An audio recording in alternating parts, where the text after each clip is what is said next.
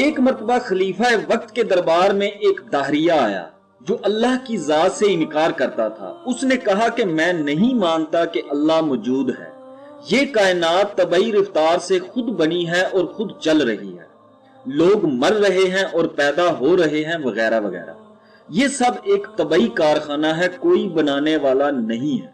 یہ اس کا دعویٰ تھا۔ اس نے چیلنج کیا کہ مسلمانوں میں جو سب سے بڑا عالم ہو اس کو میرے مقابلے میں لایا جائے تاکہ میں اس سے بحث کروں کہ لوگ غلطی میں مبتلا ہیں کہ اپنی طاقتوں کو خواہ مخواہ ایک غیبی طاقت کے تابع کر دیا ہے جو سارے جہان کو چلا رہی ہے۔ اس زمانے میں سب سے بڑے عالم امام ابو حنیفہ رحمت اللہ علیہ تھے۔ خلیفہ وقت نے امام صاحب رحمت اللہ علیہ کے پاس آدمی بھیجا۔ بغداد میں ایک بہت بڑا دریا ہے، اسے دجلہ کہتے ہیں، اس کے ایک جانب شاہی محلات تھے، ایک جانب شہر۔ تو امام ابو حنیفہ رحمت اللہ علیہ شہر میں رہتے تھے، اس لیے دریا پار کر کے آنا پڑتا تھا۔ پیغام رسا آدمی امام ابو حنیفہ رحمت اللہ علیہ کے پاس پہنچا اور ان سے جا کر عرض کی کہ دربار میں ایک داہریہ آ گیا ہے اور دعویٰ کر رہا ہے کہ اللہ کا وجود نہیں ہے، کائنات خود بخود چل رہی ہے، آپ تشریف لائیں اور اس سے مناظرہ کریں۔ امام ابو حنیفہ رحمت اللہ علیہ نے فرمایا اچھا آپ جا کے کہہ دیں کہ میں آ رہا ہوں۔ وہ آدمی واپس گیا اور کہا کہ امام صاحب رحمت اللہ علیہ کو خبر کر دی گئی ہے اور آپ آنے والے ہیں۔ اب دربار لگا ہوا ہے، خلیفہ، امرا، وزراء بیٹھے ہوئے ہیں، داہریہ بھی بیٹھا ہوا ہے۔ امام صاحب رحمت اللہ علیہ کا انتظار جاری ہے مگر امام صاحب نہیں آ رہے۔ بہت سا وقت گزر گیا لیکن امام صاحب کی خبر نہ دارد۔ داہریے کی بن آئی، اس نے کہا معلوم ہوتا ہے کہ امام صاحب رحمت اللہ علیہ ڈر گئے ہیں اور سمجھ گئے ہیں کہ کوئی بڑا فلسفی آیا ہے، میں اس سے نمٹ نہیں سکوں گا، اس واسطے گھر میں چھپ کر بیٹھ گئے، اور آپ یقین رکھیں وہ نہیں آئیں گے، میرے مقابلے میں کوئی نہیں آ سکتا۔ اب خلیفہ بھی پریشان، درباری بھی حیران ہے اور داہریہ بیٹھا ہوا شیخی دکھا رہا ہے۔ جب کافی وقت گزرا تو امام صاحب رحمت اللہ علیہ پہنچے، دربار میں حاضر ہوئے۔ خلیفہ وقت نے تعظیم کی جیسے علماء ربانی کی جاتی ہے، تمام دربار کھڑا ہو گیا۔ خلیفہ نے امام صاحب رحمت اللہ علیہ سے کہا کہ آپ اتنی دیر میں کیوں آئے؟ پیغام رساں آدمی آپ کے پاس کافی دیر پہلے بھیجا گیا لیکن آپ بہت تاخیر سے آئے، اس کی کیا وجہ تھی؟ کیونکہ شاہی حکم تھا اس کی تعمیل جلد ہونی چاہیے تھی، نہ یہ کہ آپ اتنی دیر سے آتے۔ امام صاحب رحمت اللہ علیہ نے فرمایا کہ ایک عجیب و غریب حادثہ پیش آ گیا جس کی وجہ سے مجھے دیر لگی، اور عمر بھر میں نے ایسا واقعہ کبھی نہیں دیکھا تھا۔ میں حیران ہوں کہ کیا قصہ پیش آیا۔ اس شد و مد سے بیان کیا کہ سارا دربار حیران ہو گیا کہ کیا حادثہ پیش آ گیا۔ فرمایا بس عجیب و غریب ہی واقعہ تھا، خود مجھے بھی ابھی تک سمجھ میں نہیں آیا کہ کیا قصہ تھا۔ جب سارے دربار کو خوب شوق دلا دیا اور سب سرتاپا شوق ہو گئے، حتیٰ کہ خود امیر المومنین نے کہا کہ فرمائیے کیا قصہ پیش آیا ہے۔ فرمایا قصہ یہ پیش آیا، جب میں شاہی محل میں اترنے کے لیے چلا تو دریا بیچ میں تھا، دریا کے کنارے پر جو پہنچا تو اندھیری رات تھی، نہ کوئی ملا تھا نہ کشتی تھی، آنے کا کوئی راستہ نہ تھا۔ میں حیران تھا کہ دریا کو کس طرح پار کروں۔ اس شش و پنج میں کھڑا ہوا تھا کہ میں نے یہ حادثہ دیکھا کہ دریا کے اندر سے خود بخود لکڑی کے نہایت عمدہ بنے ہوئے تختے نکلنے شروع ہوئے اور ایک کے بعد ایک نکلتے چلے آ رہے ہیں۔ میں تحیر سے دیکھ رہا تھا کہ یا اللہ دریا میں سے موتی نکل سکتا ہے، مچھلی نکل سکتی ہے، مگر یہ بنے بنائے تختے کہاں سے آئے؟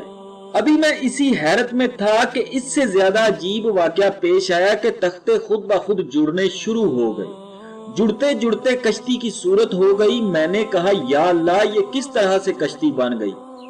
آخر انہیں کون جوڑ رہا ہے کہ اوپر نیچے خود بخود تختے لگے چلے جا رہے ہیں؟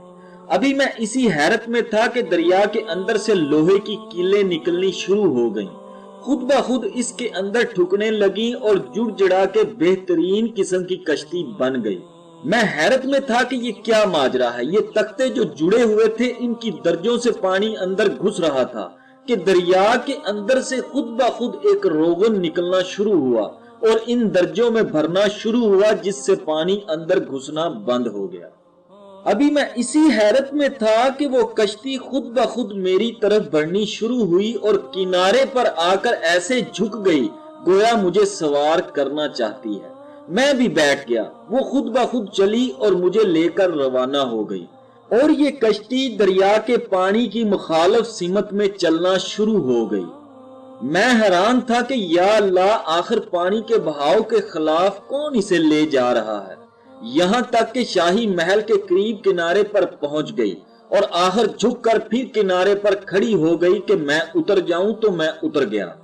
پھر میرے دیکھتے ہی دیکھتے وہ کشتی غائب بھی ہو گئی۔ گھنٹہ بھر اس کنارے اور گھنٹہ بھر اس کنارے سوچتا رہا کہ یہ کیا قصہ تھا۔ امام ابو حنیفہ رحمت اللہ علیہ نے خلیفہ وقت کو مخاطب کرتے ہوئے کہا کہ یہ واقعہ تھا جس کی وجہ سے مجھے دیر ہو گئی۔ داہریہ بھی یہ باتیں سن رہا تھا۔ داہریے نے کہا، امام صاحب، میں نے تو یہ سنا تھا کہ آپ بہت بڑے عالم ہیں، بڑے دانش مند اور عقل مند آدمی ہیں، مگر بچوں کی سی باتیں کر رہے ہیں۔ بھلا یہ ممکن ہے کہ پانی میں سے خود بخود تختے نکل آئیں، خود ہی جڑنے لگیں، خود ہی کیلیں ٹھک جائیں، خود ہی روغن لگ جائے، خود آ کے کشتی اپنے آپ کو جھکا دے، آپ اس پر بیٹھ جائیں، خود ہی لے کر چل دے، خود ہی وہ کنارے پر پہنچ دے؟ یہ کوئی عقل میں آنے والی بات ہے؟ میں نے سمجھا تھا کہ آپ بڑے دانش مند، فاضل اور عالم ہیں۔ امام آپ کا لقب ہے اور باتیں کر رہے ہیں آپ نادانوں اور بچوں جیسی۔ داہریے نے خلیفہ وقت کو مخاطب کر کے کہا، یہ عقل میں آنے والی بات ہے کیا؟ امام صاحب رحمت اللہ علیہ نے فرمایا، اچھا یہ بات نادانی اور بے وقوفی کی ہے؟ اس نے کہا، جی ہاں۔ آپ رحمت اللہ علیہ نے فرمایا، ایک کشتی بغیر بنانے والے کے بن نہ سکے، بغیر چلانے والے کے چل نہ سکے، بغیر کیلے ٹھوکنے والے کے اس کی کیلیں ٹھک نہ سکیں۔ یہ اتنا بڑا جہان جس کی چھت آسمان ہے، جس کا فرش زمین ہے، جس کی فضا میں لاکھوں جانور ہیں، یہ خود بخود بن گیا، خود ہی چل رہا ہے۔ سورج بھی، چاند بھی خود ہی چل رہے ہیں۔ یہ کوئی عقل میں آنے والی بات ہے؟ ایک معمولی کشتی جسے انسان بنا سکتا ہے، یہ تو بغیر بنانے والے کے نہ بنے، اور اتنا بڑا جہان ہو، انسان کے بس میں ہے وہ خود بخود بن جائے۔ تو تمہاری عقل بچوں جیسی ہے یا میری عقل بچوں جیسی ہے؟ امام ابو حنیفہ رحمت اللہ علیہ نے فرمایا، میں نادان ہوں یا تم نادان ہو؟ اسی بات پر مناظرہ ختم ہو گیا اور بحث تمام ہو گئی، اور داہریہ اپنا منہ لے کر واپس ہو گیا۔ اب کیا بحث کرے؟ جو اس کی بنیاد تھی امام ابو حنیفہ رحمت اللہ علیہ کی عقل اور ذہانت کی وجہ سے وہ ساری کی ساری اسی واقعہ کے ساتھ ختم ہو گئی۔